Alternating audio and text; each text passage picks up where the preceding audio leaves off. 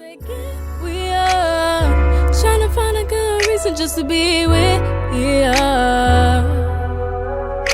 You say get we are trying to find a good reason just to. What's up? It's your girl Bree the Beautician, and I'm back again with another video. So today we're just gonna get into how I ended up moving to Houston. So in 2017,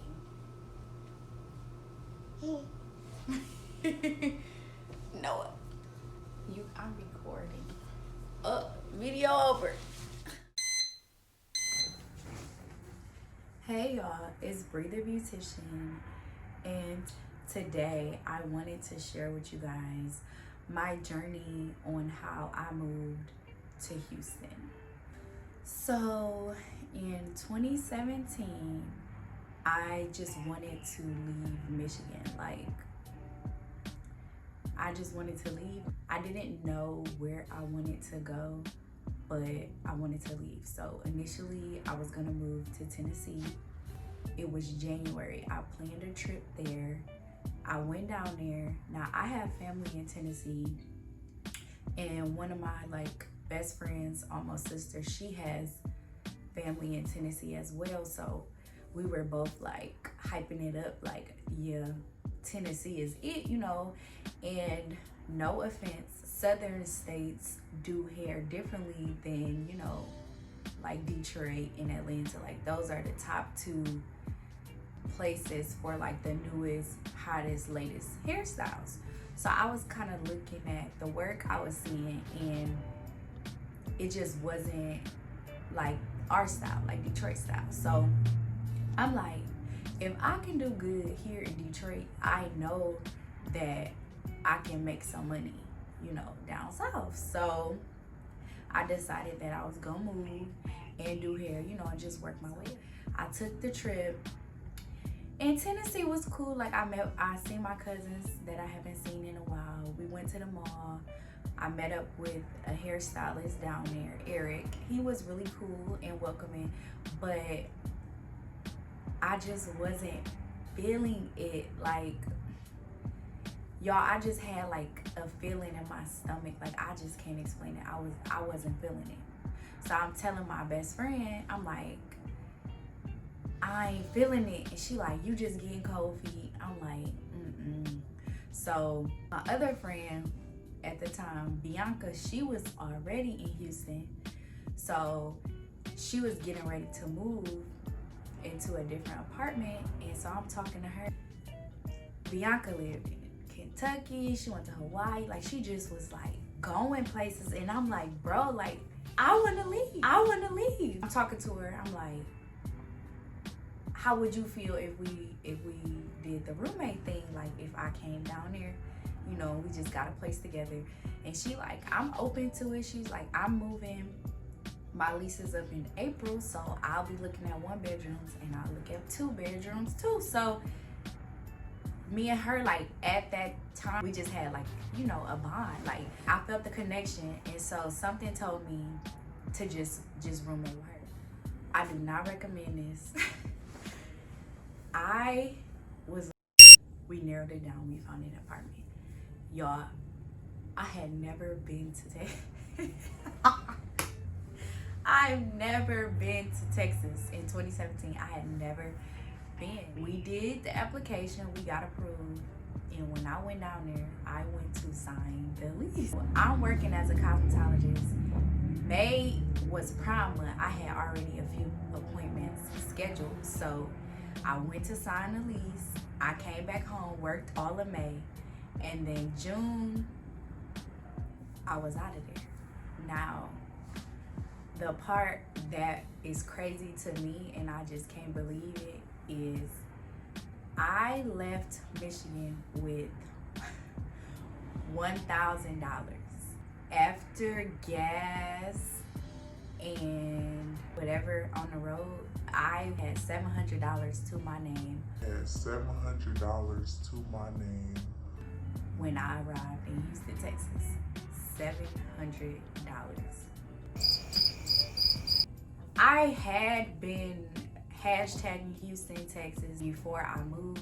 So like people were hitting me up like, are you here? Are you here? And I'm like, I'll be there next week. I'll be there next month, whatever. So I was like networking slightly, but I still didn't have anywhere to work. Rent coming up, I had a car note. I had bills like that I needed to pay still, was $700. Y'all, my car note was $500. So once I paid the car note, plus like utilities, like right that week, I hit the pavement running. Like I went down 1960. If you live in Houston, you know that street. It's like one of the main streets near where I was living. And I went in like every salon, you know, just in my, y'all, I was dressed for it like I was going to an interview. Like I had on black slacks, some black little slide-on shoes, and like a business casual shirt. Going to these salons, like asking them, and like a lot of people was frowning their face up, like I was having no luck. So then my cousin was with me. We ended up going in this other shop. It was a barber shop in the front, and then they had the hair salon in the back. I ended up going in there. You know, I was like, hi, is the owner in? You know, I'm looking to rent a booth. And she gave me her number and she told me to hit her up. So we got the texting that night, and she like saw my Instagram. She like, this you? And I'm like, yeah. She really liked my work. She like, you know, this neat.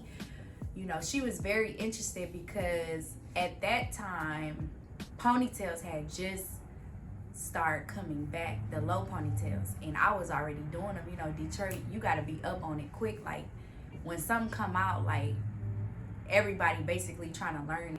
My clients would bring me something and they'd be like, you can do it. I know you can do it. And that's what really made me start doing all these other styles. I was doing the ponytails, and then, you know, they are big on like swoops and baby hair down here. So, you know, we do swoops. Like that's just, I mean, everybody want their edges done. Like I'm just used to doing edges. I don't know, like it's a big deal here, but back home it's like second nature. Like, you know, like I don't know, like some styles, you know, we want natural, like you ain't got to do all that crazy stuff. But I think in 2017 it was the basic little swoop, just simple swoops. Now it's like the swirls and everything. Then it was just, you know, basic baby hair laying, or whatever y'all want to call it. So long story short, she was very interested in that. My cousin like, I think you should go there because it seemed like it's popping there and that's where you need to be. And I'm like, okay. I took my cousin's advice. I went there, and it was cool, but to be honest, it just wasn't giving what was supposed to be gave. Now, I'm not gonna let the negative outweigh the positive, because good things did come. I met some people, I did build some relationships. Not to get off subject, but that second week, I did a hairstyle on a girl. It went viral on her YouTube page. I'm gonna put it up there. And like, it just went crazy. Like the views were like in the millions. People was like hitting me up from all over. Like my phone was just buzzing. And then, you know, I have an older soul, so like going viral, like it was like, okay, but I didn't really like, I don't know, like I didn't really know what to do with it or how to take it. I'm just like, okay, you know, it went viral. To me, that don't matter, because I care more about like success. Like it's one thing to go viral, or have so many followers, but if it's not adding up to a way to benefit me, it don't move me. You get what I'm saying? Like, it's cool, yeah, it's cool, but I'd rather go viral and then like I'm like booked out. I'd rather succeed in that facet. At that point, you know, like I'm just getting clients, like everybody want a ponytail or they want the swoops, and you know, it was like I had a little buzz. It was cool. But it just didn't really work out at that salon for me. So I really ended up working at home. after that. I cleared it with my roommate. I made sure it was okay before I just did that. And she was cool with it, so I did that for a minute. But me personally, I started off doing hair at home, and then I decided to go to the salon and stay there. Doing hair from home, it saves you money, but I like my personal space, and I already don't really get a break from like being a hairstylist, so I needed that separation. I like to come home and not have to worry about doing no hair. Like, I like my mental peace, and I feel like being a hairstylist, we don't get that as much. People don't understand boundaries. People think that you live, breathe, eat, sleep hair. And no, like, just like when you go to work, whether you work at fast food, retail, corporate America, wherever you go, when you go home, that is your safe place. That's your peace of mind. You don't want to be thinking about work. And I feel like hairstylists, I don't know if nail techs go through this, I don't know if makeup artists go through this, I just know me as a hairstylist, we do not get an off button. And sometimes I find myself questioning friendships, because not only do I have to deal with it with family, but it's like you just want to call your friend to be calling your friend. You don't want to talk, check on them, they check on you, and then they're like, okay, well, about my hair, like, oh my God, I literally get tired of that. But not to be off subject, I'll say all that to say I stopped doing hair at home because I like that separation. I like to be able to come home and be at home. When you go to the salon, that's how you create the boundary. When I'm at the salon, that's when I'm doing hair. When I'm at home, I'm not doing hair. I ended up moving into a suite with somebody, and it was like right there. And at that time, Miracle Watts had hit me up to do her hair. That's kind of how I ended up just working in there with her, because I was at home and I ended up using her suite to do her hair in. That did not work out. After that, I ended up I went to Ashley Nicole Salon Boutique. So I worked there for a minute. And then I finally decided to get my own suite. Some people get discouraged because they feel like, oh, I can't afford that, or I can't do that. But I'm telling you, like, you literally can do anything that you want to do. Like, I think it was like 1, 2, maybe like 7 or 8 rooms in that particular building. But it came with a bowl, a shampoo bowl and chair, a salon chair, and like a basic station. And that was $200 a week. I did kind of like almost psych myself out, but I'm glad I did do it, because if you don't take those leaps, you never know how far you can stretch yourself. You never know how far you can go, how much you can actually get done. And after working at so many different places, I was ready to have a place of my own where I didn't have to like deal with other hairstylists or other people if I didn't want to. It was just my own space. And honestly, it kind of sets you up and get you in that mindset if you think you want to own your own salon. Because once you leave a salon that's ran by somebody else, now you're pretty much responsible for everything in that space. Everything was pretty much on me.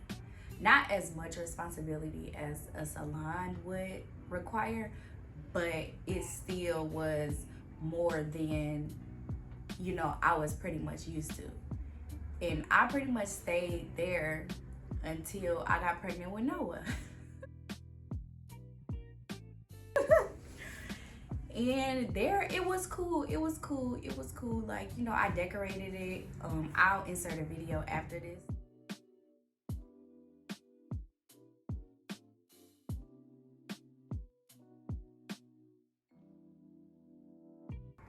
It was nice for my very first salon suite. And it went cool. Like, I met some people, and the owners, they were really good. Like, they really cared about everybody that worked for them. One of the owners, he was a pastor, but he was cool though. He was real cool, Mr. Leroy and Tim, and they were very cool. Like, I really liked them. But like I said, I ended up getting pregnant with Noah, and I had to go back home for a year. So that's really why I moved out of there. Like I said, I came here with $700 to my name. 700 in diminishing, because like I said, once I got here, I started to buy stuff, you know, like food, groceries, shit like that. So it was like a 6 and some change, and the rest was history. that was my leap of faith. And I'm glad I did it, because I graduated in 2012. I did 1 year at Eastern, then I went to beauty school. But since I graduated high school, I wanted to leave Michigan. Like, it was just always something in me that wanted to leave. Like, I never wanted to stay there. Literally been trying to leave Michigan since 2012. It took me 5 years to leave, damn. I was about to say 2 years, but no, it took me 5 years. Like, that's how long I've been trying to leave. What they say, day one or one day. I just said F it, and I left, and I leaped, and I flew for a minute. And I got pregnant. Don't do that if you can avoid that. No, I love Noah. He's one of my greatest blessings. However, we don't get to choose how life works. It just works as it does. But you guys see, I'm back and better. I don't regret anything. Like, I literally have no regrets. I embrace the journey. I embrace every single thing that has happened, because everything happens as it should. And we say it when things good happen, so we have to embrace it with the bad too. Like, it was what it was, and it is what it is, and so here we are. I say everything to say, take that leap, because you can always go back home, and then you always can leap again. Like, home always gonna be there. Home was the same home every time I went back and visited. It was the same home when I had to go back to have Noah, and it's the same home if I go home right now. Just jump. It's scary for sure. You don't know how you gonna do this or pay rent, or I say, as long as you got a secure job or a way to get a job or just the ability to work, go ahead, leave if that's what you want to do. Do what your heart is telling you to do. Don't spend your life wondering what if, because life gonna keep going and you still gonna be there wondering what if. I'm gonna put my website. I have edge control. Y'all know I have oil for babies. I have shampoo and conditioner. I have fashion scarves, and as you guys know, I did write a book since becoming a mom. I'm gonna add my link tree, so check it out. Check out my website.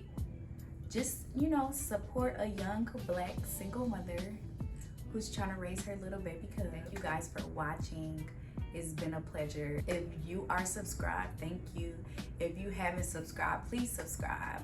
I'm gonna work on being more consistent, dropping more videos. Comment, like, subscribe. Let me know what y'all think. And until next time.